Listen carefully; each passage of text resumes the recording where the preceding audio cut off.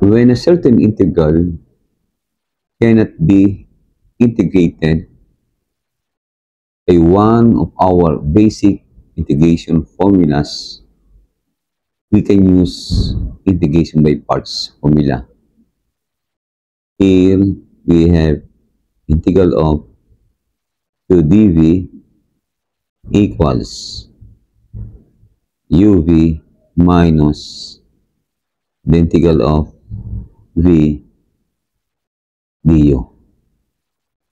Let us solve this. Integral of x e raised to 2x with respect to x. Okay, for us to evaluate this, we need to make this similar to this one. So, meaning, we need to change our variable here. Here, our integrand consists of two factors, that is x and e to the 2x. X can be called algebraic function, while e to the 2x is of course exponential function. So, pipili tayo ng u sa dalawang ito. At kapag nagsama ang algebraic and exponential as factor of integrand, a certain integral, ang u natin ay laging yung algebraic function. So in this case, our u is of course x. When u is equal to x, this 2 is our dv. So meaning dv is equal to e to the 2x dx.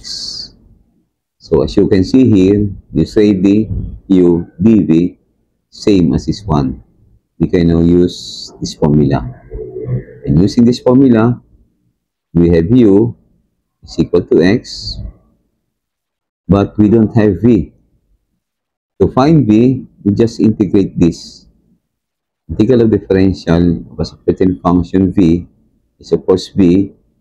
Integral e of e raised to 2x with respect to x is 1/2 e raised to 2x. Recall, the integral of e raised to ax with respect to x is 1/a e raised to ax plus c. In this case, our a is 2.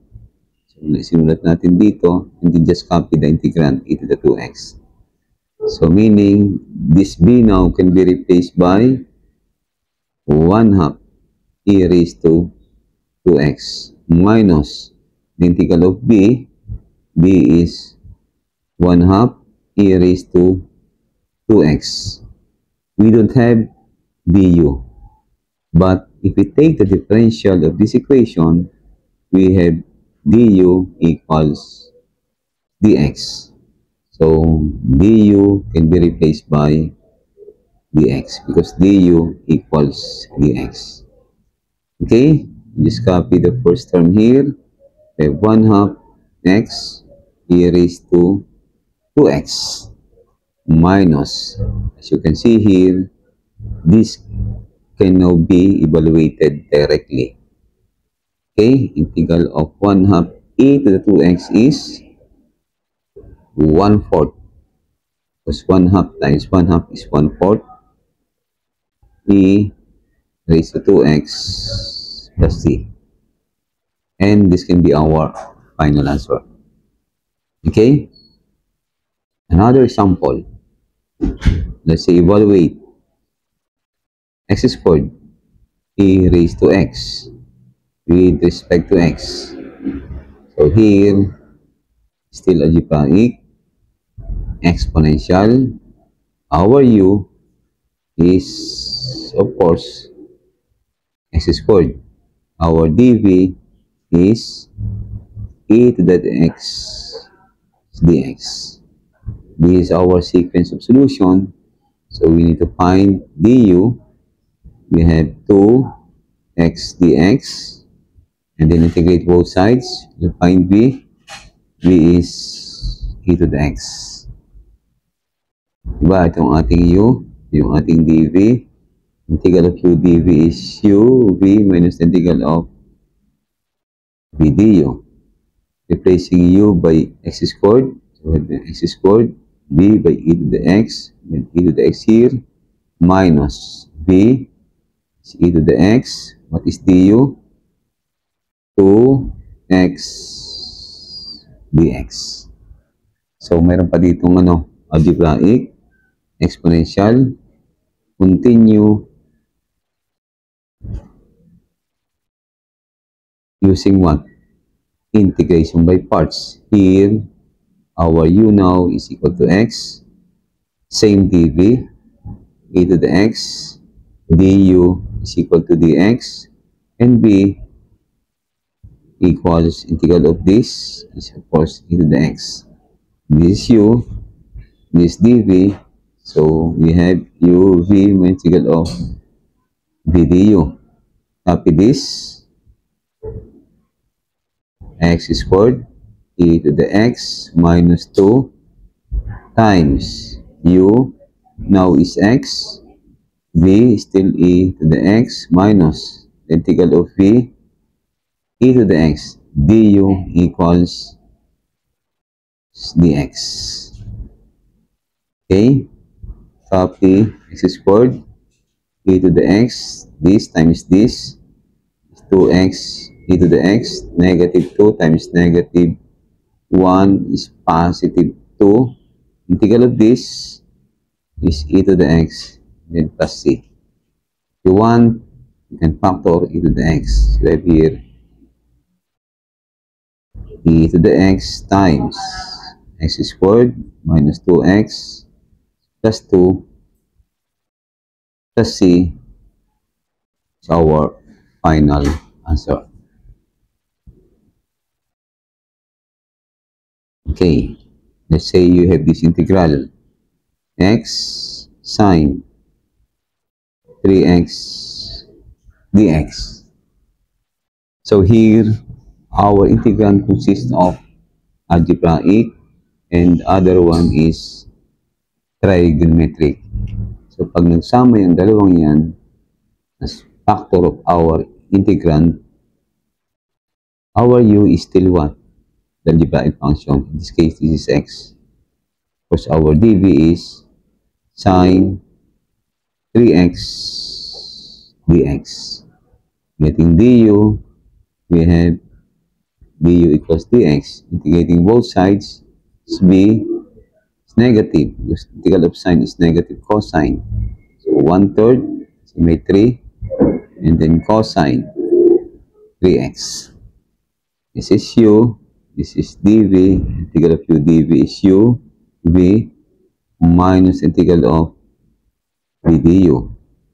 Our u is x, our v is negative 1/3 cosine 3x minus b, negative 1/3, making positive 1/3 cosine 3x. What is du? This is dx. Copy this, negative 1/3 x cosine 3x. Integral of this is positive sine. So 1/3 times 1/3 is 1/9 sine 3x plus c.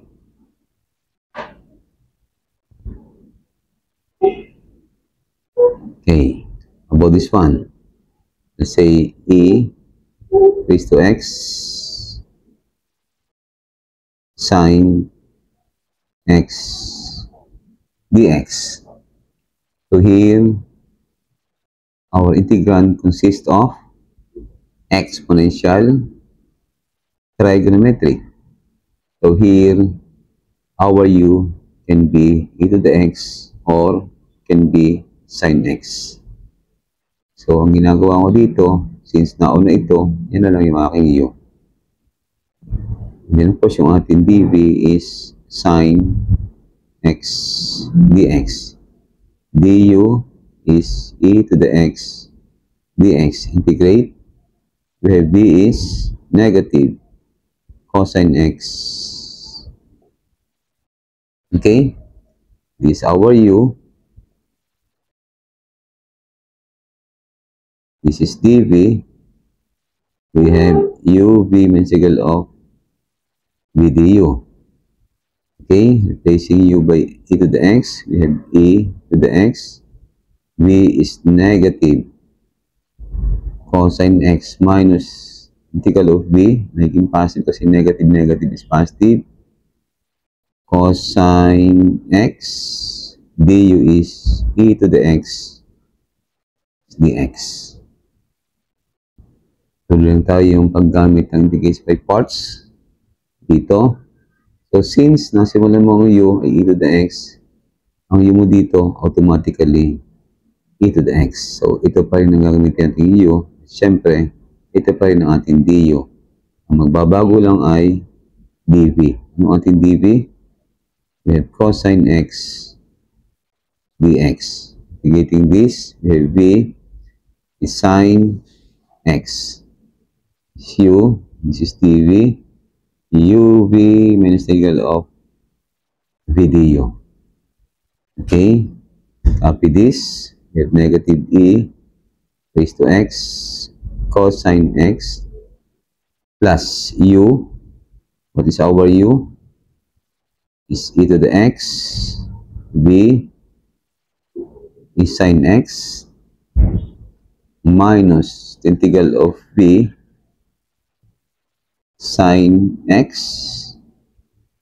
Du is e to the x dx. Ano bang ating given?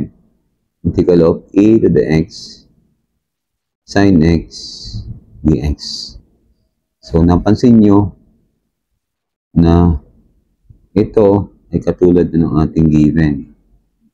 Okay? So, anong gagawin mo dyan, sir?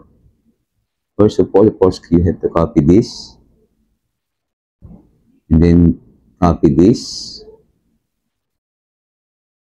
And then, pwede natin siyang i-transpose. Pag transpose natin yan, ano mangyayari? Diba, mayiging positive 1 integral of e to the x sine x. So, 1 plus 1 is 2. E to the x sine x dx. Okay? Just put a c here. Common factor here is 1. E to the x. And then, we have sine x minus cosine x plus c is 2 e raised to x sine x dx. Dividing both sides by 2, pwede tanggalin natin are, ilagay natin ito dito. And this is now our final answer. Okay? Now, we're going to evaluate this.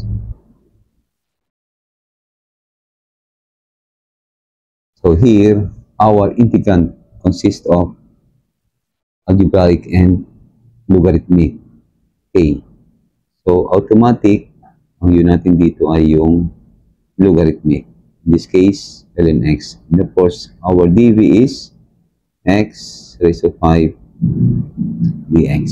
du dx over x. Integrating this, we have x raised to 6 over 6. Our u is our dv. So, u v minus the integral of v du. Our u is ln of x. Our b is x over 6, x to the 6 over 6 minus v x to the 6 over 6. What is du? dx over x. We can cancel this. So here, x raised to 6 ln of x over 6 minus the integral of x raised to 5, may 1 over 6 dito, and then dx. We have x raised to 6 over 6 ln of x minus integral of this is 1 over 6. 1 over 6 is 1 over 36. X raised to 6 plus c. So here we can factor x raised to 6 over 6. We have ln of x here minus 1 over 6 and then plus c.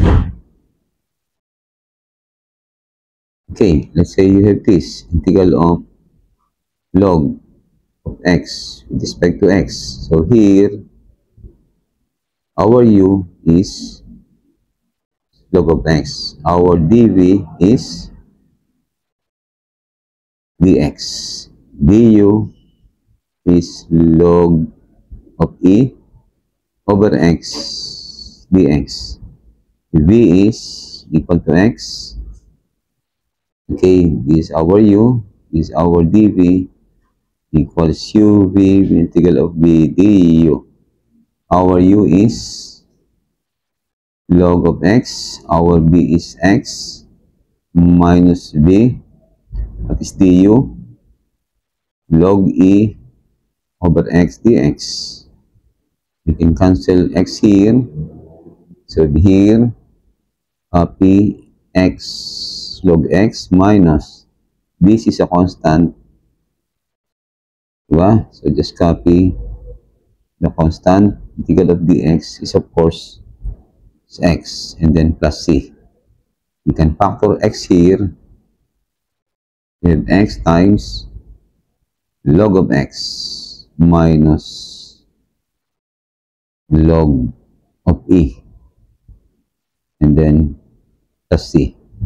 And this is now our final answer.